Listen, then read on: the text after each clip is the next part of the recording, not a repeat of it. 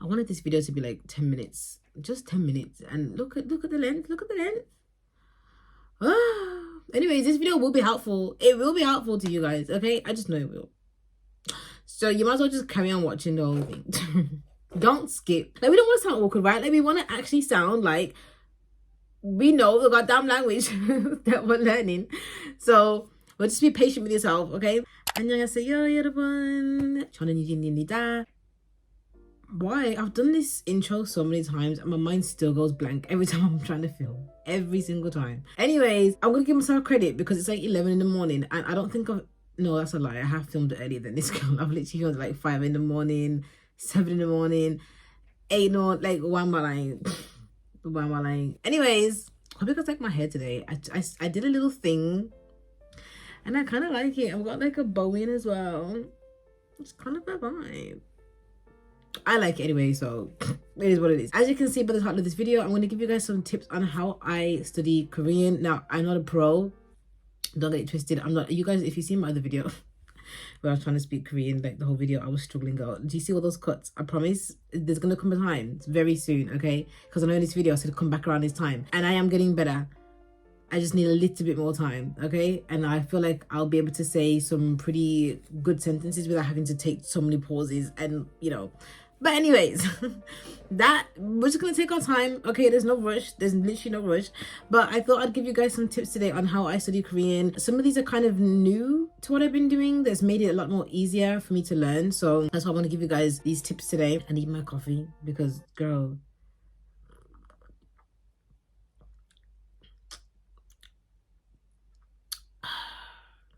that was needed. Oh, I love that burn down my throat. Like right down the chest. I love when it burns. I don't know why. Like, is that like some weird torture thing? Anyways, I don't know. Okay, so tip number 1 that I have, this is the new one and it's helped me a lot because I started to struggle with remembering some of the tenses to use. It would take me a long time to like remember how to say I'm going to. That was the main one, like I'm going to do something, or I will do something. Like I kept getting confused with like some of the tenses, and the only one that always stuck with me was like koshipo. Yeah, that I want to do something. That one, that's why I love that one, because I never had a problem with that. Like the minute I learned that, it stuck with me forever. So like that one, we were just like this, okay? Some things you just remember a lot easier than others, so it is what it is. So one of the tips that I have, and you can try this and let me know if it works for you, if you try it, or if you have already been doing this. What I've been doing is I've been writing down sentences. For example, let's say I'll write down I'm going to the store. So the baseline sentence is I'm going to the store. So I'd write that down, and obviously the end, we already know how it goes. If you've been learning Korean, the verb, all that stuff goes at the end of the sentence. I would write that down, and then I would write down another tense underneath it, like I want to go to the store, I will go to the store, I went to the store. Another one would be should I go to the store. So I would change the sentence into like different ways of me saying it in different tenses, in the question form, or like, you know, or you get the point. When I saw a video on YouTube and they were showing some phrases and then having the future tense of I'm going to do this, like, phrase side by side. So it kind of made it easy when I was learning the phrases, like, oh, okay, like to remember if I want to change that sentence into like future tense or like past tense or like any other tenses. So I've been doing that lately, and I actually want to do it way more because it's been a really good help for me to remember how. Do I sound like I've got a cold? I'm so sorry. Like for some reason I feel like I'm like clogged up somewhere. I don't know, like it's not feeling great. Anyway, it's been a lot easier for me to remember the tenses and different ways of saying like just a basic sentence for me to get really used to the language, rather than me just like going over the same lesson over and over and over again and it's like still not sticking. Sometimes you just really need to incorporate it in a different way and then it will land, it will stick. So that's one of my first tips. So you can try that. Try like 5 sentences a day, just some basic sentences like I'm going to the cinema, I went to my friend's house, and then you can change the tenses to I want to go to my friend's house, should I go to my friend's house, I will go to my friend's house, I need to go to my friend's house. You just change it and it will start to stick. Also, another extra tip, I actually recently got highlighters because sometimes, you know, us girlies, I did put it in like a candle thing that's empty. They smell nice, so like when I take them out, it's like, oh, I'm studying it, it smells, oh, what is this flavor? I forgot, girl. Am I getting distracted? Oh my god, wood smoke and amber, like they smell so good. They're in here. But anyways, you know, some of us girlies, when we're like more visual, it helps better when you've got colors. So I've been now marking down, this is like an extra tip that I didn't even note down right now, but I've been marking down verbs, nouns, particles, sentence endings, negative forms. I've been assigning certain colors to all of them. So when I'm looking through my notes and all my lessons, I instantly am able to identify what I'm looking at, what the particle is attached to, if it's a noun, if it's a verb, if it's negative form ending, like all of that stuff. So it's just a lot easier for me to detect what I'm looking for. Same goes with the words as well. The lessons, when I'm learning the lessons, because I've already said this so many times, I use Mirronade for all of my lessons actually. When it comes to grammar, Mirronade always has words for you to note down before the lesson starts, so you already learn some vocab. So even when I'm writing down vocab, I will highlight. So for example, I highlight verbs in pink and I highlight nouns in blue. So whenever I need to look for something, if I forgot a word, then it's just like, oh, it's a noun, let me go flip to my book, and all I've got to do is look at the blue.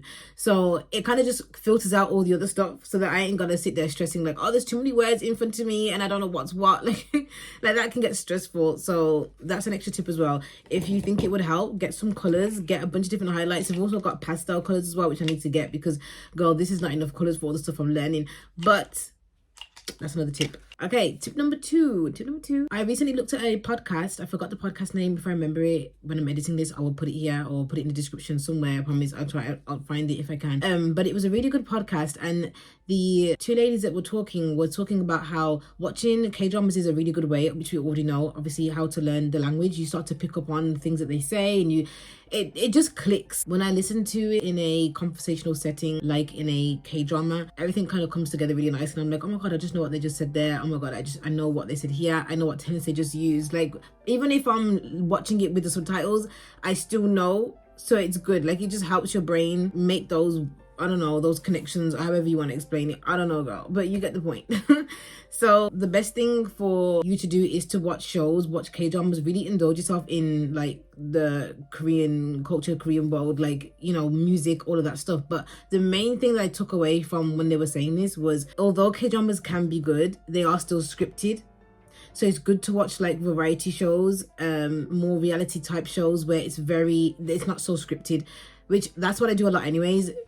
I'm into K-pop girls, so it's easy peasy for me. Like, I just go ahead and I watch a lot of like variety shows from these K-pop groups, mainly P1 Harmony at the moment. I've been binge watching them, and I have rewatched a lot of their content as well, which is going to go into my next tip in a second. But it's them, and also 80s, and I've also been getting in hyphen lately, so I've been watching a lot of their variety shows, and I want to start watching some more New Jeans, because I don't know why I'm not watching. I started watching them ages ago, and then I stopped watching. I don't know why, because I love them. New Jeans are so cool. I'm gonna go on to a different thing. Anyways, so yeah, get into less scripted things, because it's a lot more, how do I put this, free flowing. It's not so rigid. Is that the right way to say it? Like, it's more how they speak in a variety show is more accurate, I feel like, to then how it would be in a K-drama. Basically, that was kind of the point that we're giving in that podcast, which I really appreciate, because it made sense. And now I was like, okay, I already do this anyway. It's just a little bit different rather than watching a K-drama that is scripted, of course. So that's another tip. Tip number 3, which, if you guys didn't guess already, was rewatch the content. I feel like sometimes we want to like rush when we're learning a language, and we think, oh, if I just watch this one time and I just look at the subtitles quick, and then I turn the subtitles off and then I rewatch, it's enough. It's like, no, you're gonna have to rewatch the content. Okay, obviously take breaks. You don't have to watch the same video like 5 times like across 5 days. That's gonna be boring, and you're probably not gonna want to learn the language after doing that. So like, don't do that.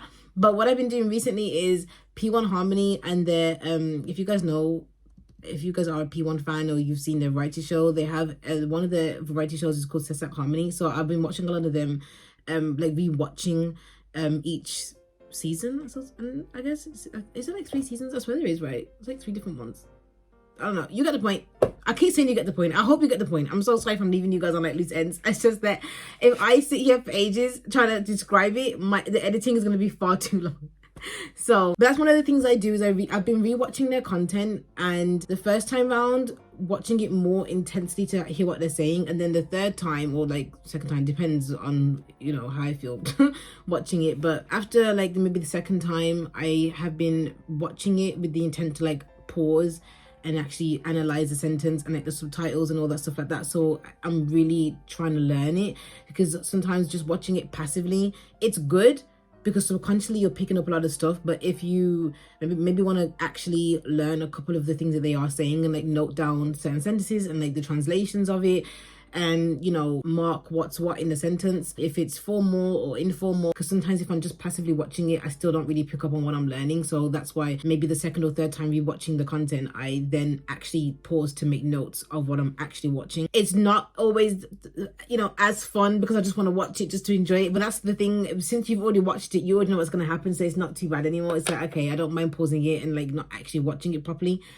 because you've already seen it anyways. So rewatch content, guys, and make notes of the content that you're watching as well. This one is really easy. This is like a very basic one, I feel like, and I've been doing it from the start. But learn basic phrases, guys. There are so many YouTube videos out there with like 300, 500 common phrases to say in Korean. I know it sounds really overwhelming. There is one that I like because they have a PDF file, so you don't have to always go back and look at the video. You can just go on the PDF and then scroll down, and they're all numbered, so you can just quickly look and just pick up on phrases, write down. I would say start off with phrases that you know are really common, and also ones that you personally would say. Like I remember listening to somebody speaking about how learning a language it's not always easy because you kind of have to keep your own personality in the way you speak, if that makes sense. Like, you don't want to sound awkward when you're speaking in another language. You still want to sound like you, right? So if there's certain phrases that you know that is more personal, like you would say more often, then make a note of that. If you travel a lot, then make a lot of notes on the phrases to do with traveling, things like that. It just makes more sense. For me, it's like social media and content creating, so I have to learn how to say the words like video editing, just a bunch of stuff.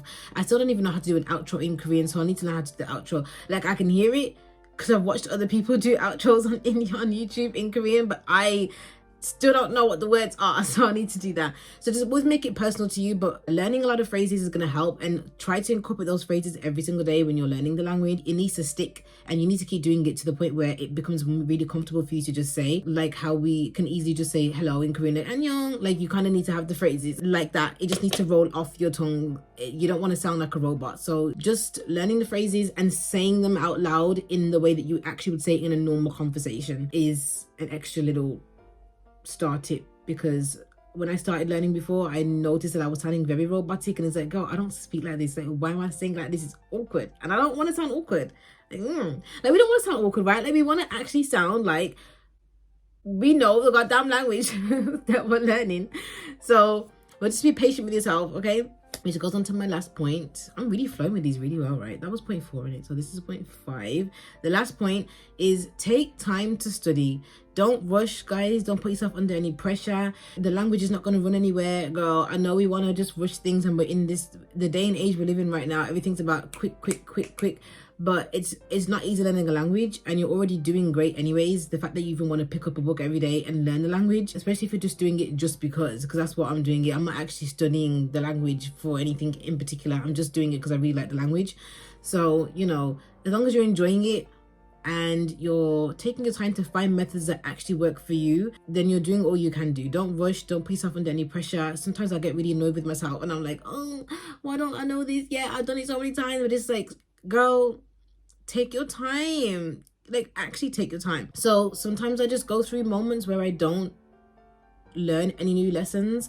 I just do a bunch of revising and studying, and yeah, I just keep reviewing my notes over and over again until things stick a little bit more, because I have learned like over 50 lessons. If I show you guys, I literally finished this book yesterday. So this is a page I've done with a bunch of popular phrases.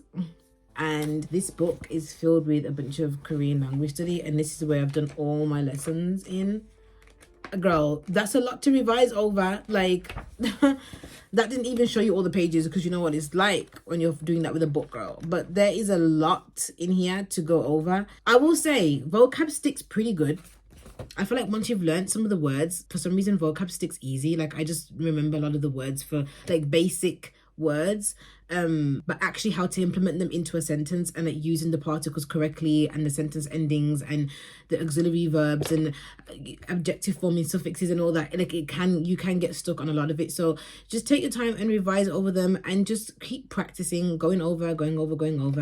And yeah, also there is somebody that I like to watch on YouTube. She is I think it's called Learn Korean with Miss Vicky.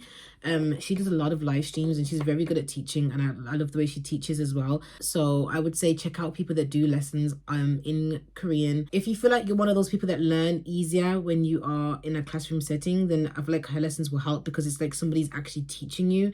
And if you haven't got enough money right now to afford to get a tutor or anything like that, then it's a good way to start. Her live streams are really long, which I like, because it's like in depth and you can just go over it across the course of like a week if you need to, for however long you need to do it, because it's YouTube. You can always go back to it whenever you need to. So that's all the tips that I have. Why was that clap so hard, girl? Anyways, that's all the tips that I have on how I study Korean, and I hope you guys, let me know if you guys, Ginny, speak properly. Oh my goodness gracious me. Oh. It's gonna be in the bloopers, isn't it? Of course it's gonna be in the bloopers, girl. I'm not even asking that question out loud. Let me know if any of these tips seem helpful to you, or if you already do them and if you're going to try them. I hope that this video was helpful to you guys, and I'm wishing you guys the best luck on your language learning, your Korean language studying. Fighting. Okay, and I will see you guys in my next video. Annyeong. Bye. When I'm studying, I know already, like, oh, this is the, like, oh my god, I can't even speak English anymore. I give up. I'm trying to learn Korean and I can't even speak English.